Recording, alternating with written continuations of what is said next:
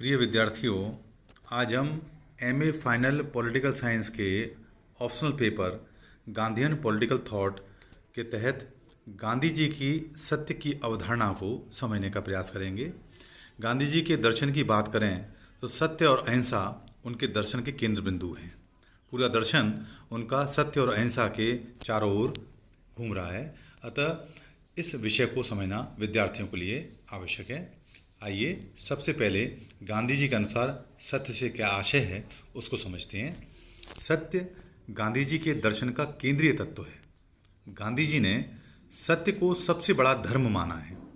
सत्य गांधी जी के जीवन दर्शन का ध्रुव तारा है। यह सर्वोच्च लक्ष्य है जिसकी प्राप्ति के लिए वे सदा प्राण उत्सर्ग करने के लिए तत्पर रहते हैं। उन्होंने लिखा है, केवल सत्य ही वास्तविक अस्तित्व है। सत्य नाशवान है, माया है जो क्षण में ही समाप्त हो जाती है, और जैसे जैसे हम अज्ञान को हटाते जाते हैं सत्य की ज्योति प्रखर हो उठती है। सत्य के पुजारी स्वतः ही ईश्वरीय मार्ग का अनुसरण करने लगता है, क्योंकि सत्य ही ईश्वर है और ईश्वर ही सत्य है।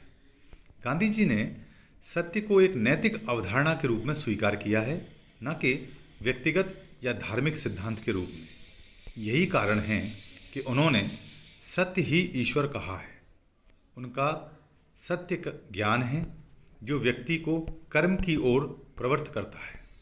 इसलिए उनके सत्य में ज्ञान और कर्म दोनों जुड़ जाते हैं।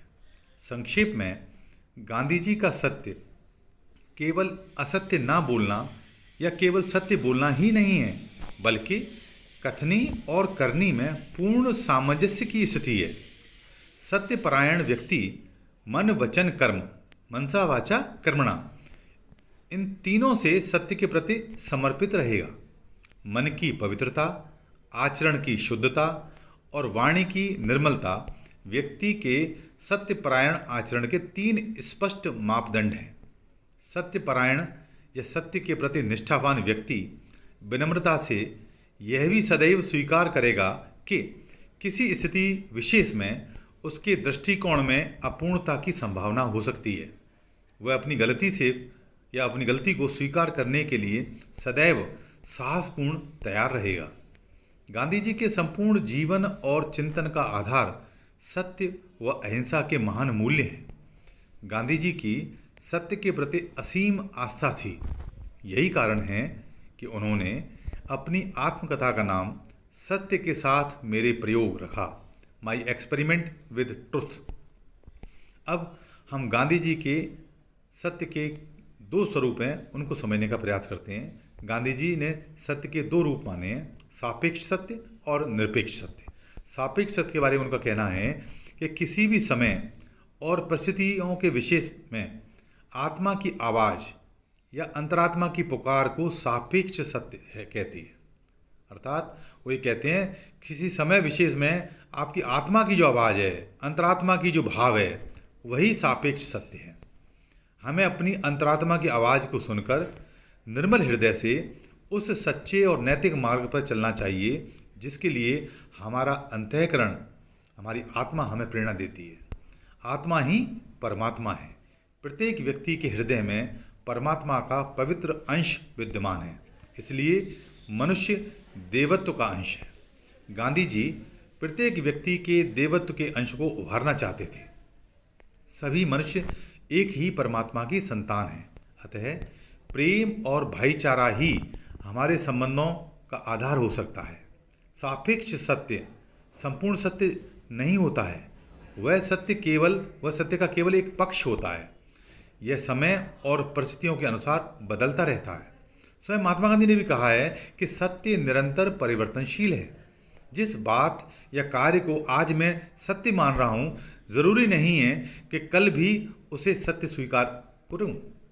वहीं निरपेक्ष सत्य के बारे में गांधी जी का मानना यह है कि निरपेक्ष सत्य का अर्थ है ईश्वर या परमात्मा।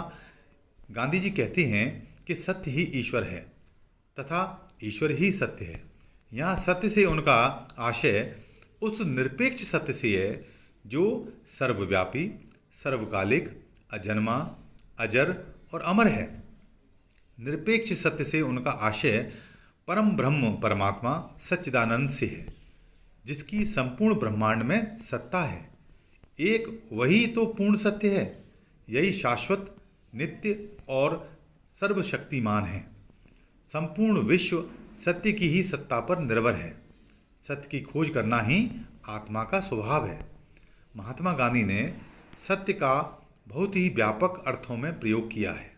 हमें मन, वचन व कर्म से सत्य का पालन करना चाहिए।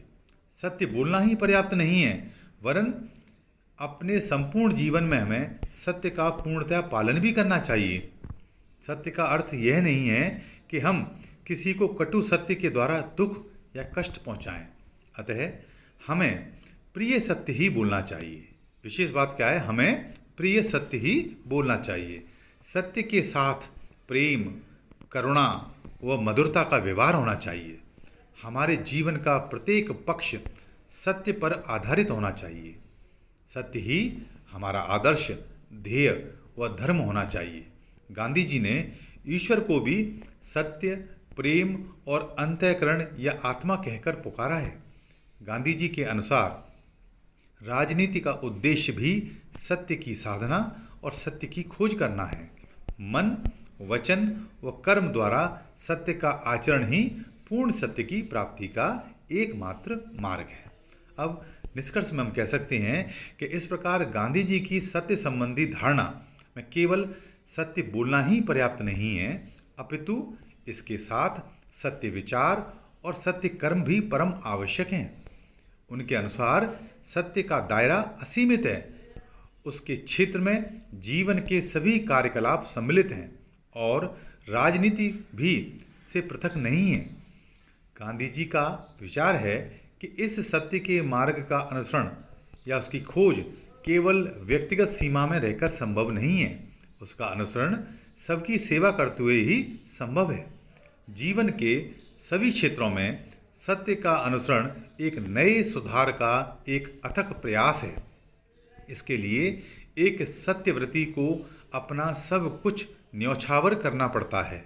यदि वह ऐसा करने में असमर्थ रहता है तो उसका तात्पर्य होता है कि वह अपने सत्य मार्ग से भटक गया है, अपनी आत्मा से विमुख हो गया है और वह वास्तविकता से दूर भागने वाला हो गया है, या यूं कहिए कि उसका नैतिक पतन हो गया है और असत्य की ओर उन्मुख हो गया है। उक्त विवेचन के आधार पर गांधी जी की सत्य की अवधारणा के हम निम्न प्रमुख विशेषताओं को इंगित कर सकते हैं। पहला, जीवन और दर्शन सत्य पर आधारित हैं। अगला, सत्य अभिशाप और सत्य की अर्चना ईश्वर है। अगला, सत्य सबसे बड़ा धर्म है। सत्य के दो स्तर हैं, निरपेक्ष सत्य और सापेक्ष सत्य। सत्य से सहिष्णुता की प्राप्ति होती है। सत्य राजनीतिक शस्त्र है। सत्य के परिवेश में केवल व्यक्ति ही नहीं आते, वरन समूह, समाज और संपूर्ण मानव जाति सम्मिलित है। सत्य अंतरात्मा की वाणी है। सत्य में अंधानुकरण नहीं है। अप्रिय सत्य अग्राह्य है। सत्य गोपनीयता से मुक्त है। सत्य आचरण की धरोहर है। इस प्रकार उक्त विवरण से हम गांधी जी के दर्शन में वर्णित सत्य की अवधारणा को ठीक ढंग से समझ पाए होंगे। धन्यवाद।